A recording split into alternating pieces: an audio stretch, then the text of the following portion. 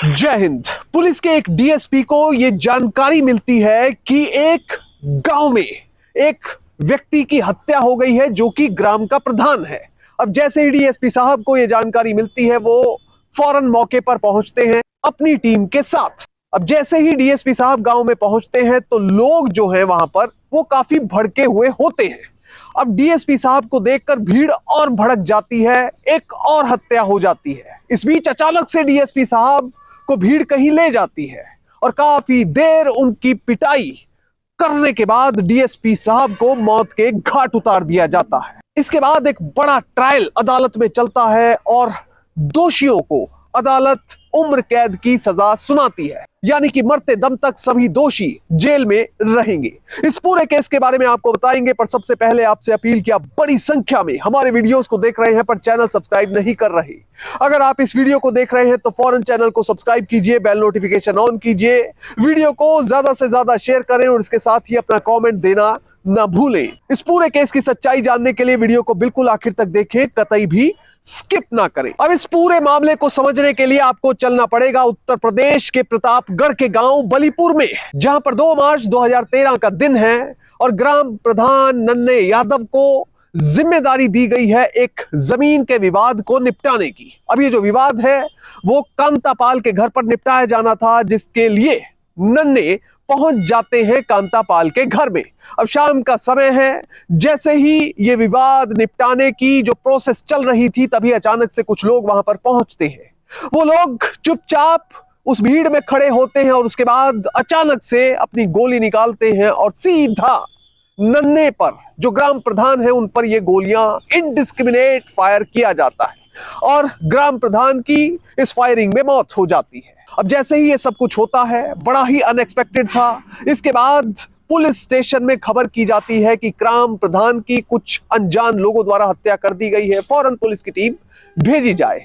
अब पुलिस की टीम गांव में पहुंचती है तो वहां पर लोग काफी गुस्से में होते हैं, आगजनी कर रहे होते हैं, तोड़फोड़ कर रहे होते हैं और पुलिस की टीम को अंदर एंटर नहीं होने दिया जाता। अब रिपोर्टेड फैक्ट्स के मुताबिक इसके बाद जो पुलिस की टीम पहले गांव में पहुंचती है वो अपने सीओ यानी डिप्टी एसपी जियाउल हक को फोन करती है और उन्हें कथित तौर पर रिपोर्टेड फैक्ट्स के मुताबिक बताया जाता है कि सर, गांव में एक व्यक्ति की हत्या हुई है और उस हत्या के बाद लोग बहुत ज्यादा गुस्से में हैं।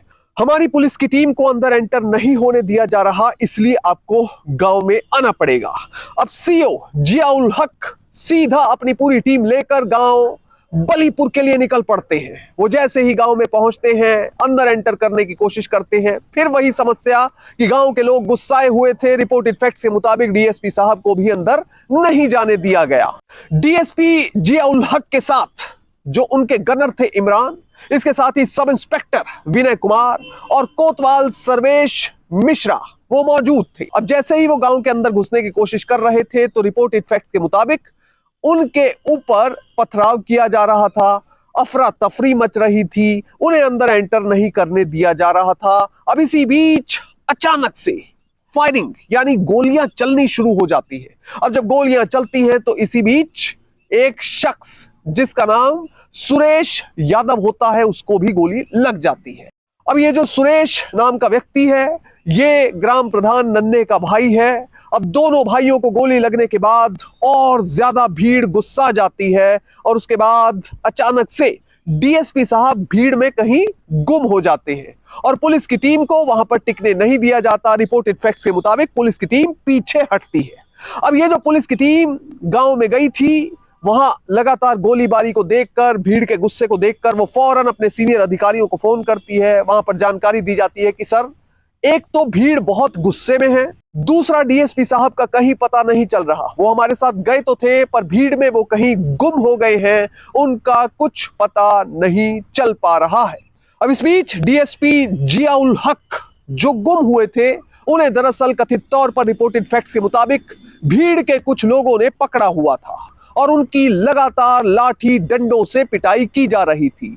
हॉकी से और रॉड से डीएसपी को लगातार मारा जा रहा था। उन्हें तब तक पीटा गया जब तक कि वो अधमरी हालत में नहीं हो गए, इसके बाद रिपोर्टेड फैक्ट्स के मुताबिक कथित तौर पर डीएसपी पर अचानक से गोली चला दी गई और डीएसपी की इस हादसे में मौत हो गई।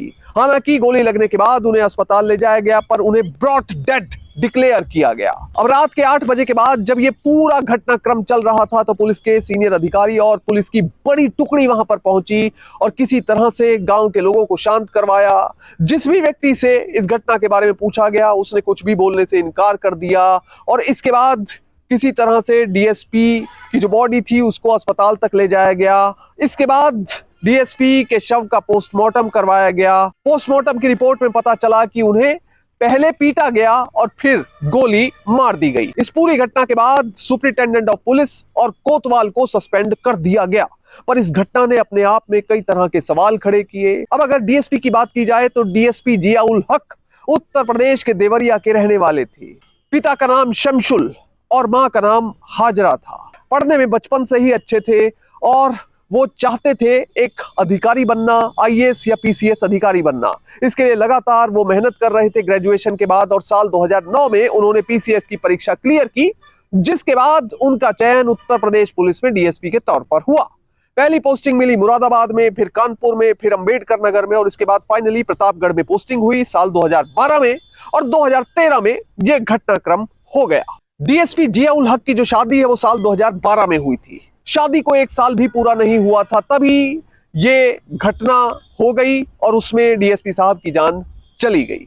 अब ये पूरे घटनाक्रम के बाद पुलिस ने एफआईआर दर्ज की। इस मामले में कुल 4 एफआईआर दर्ज हुई।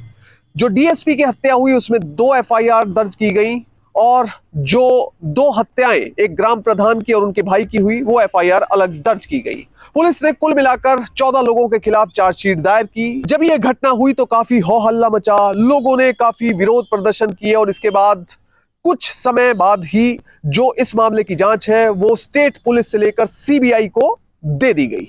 अब सीबीआई ने इस पूरे मामले की जांच शुरुआत से की। पहले प्रीलिमिनरी इंक्वायरी की गई, उसके बाद बाकायदा एफआईआर रजिस्टर की गई। अब जो एफआईआर थी उसमें कुल 14 लोगों के खिलाफ चार्जशीट दायर की गई। अब 14 में से जो लोग थे, एक एक करके मैं आपको नाम बताऊं तो एक का नाम फूलचंद था, दूसरे का नाम पवन, तीसरा मंजीत, चौथा घनश्याम, इसके साथ ही जो 5वां था राम लखन, छठा था छोटे लाल, 7वां राम आसरे, 8वां मुन्ना पटेल, 9वां शिवराम और 10वां जगत बहादुर। इसके अलावा जो एक आरोपी था वो जुवेनाइल था, यानी कि 18 साल की उम्र से कम का था, इसलिए उस पर अलग से एक मामला चलाया गया, उसे चार्जशीट से हटा दिया गया। इसके साथ ही योगेंद्र नाम का जो आरोपी था वो इस पूरे मामले के ट्रायल के दौरान मर गया और जो सुधीर था वो इस मामले में रिहा कर दिया गया। अब सीबीआई ने इस मामले की बहुत ही सूक्ष्म तरीके से इन्वेस्टिगेशन की।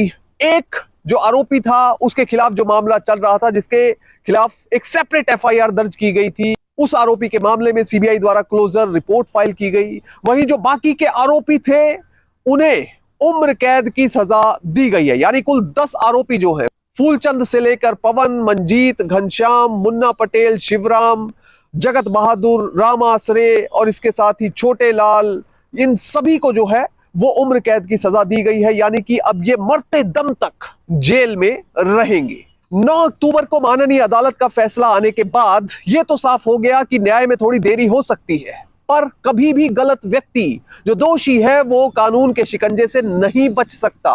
एक ना एक दिन उसे जेल जाना ही पड़ता है। ऐसे ही इन सभी लोगों को, सभी दोषियों को भी जेल जाना पड़ा।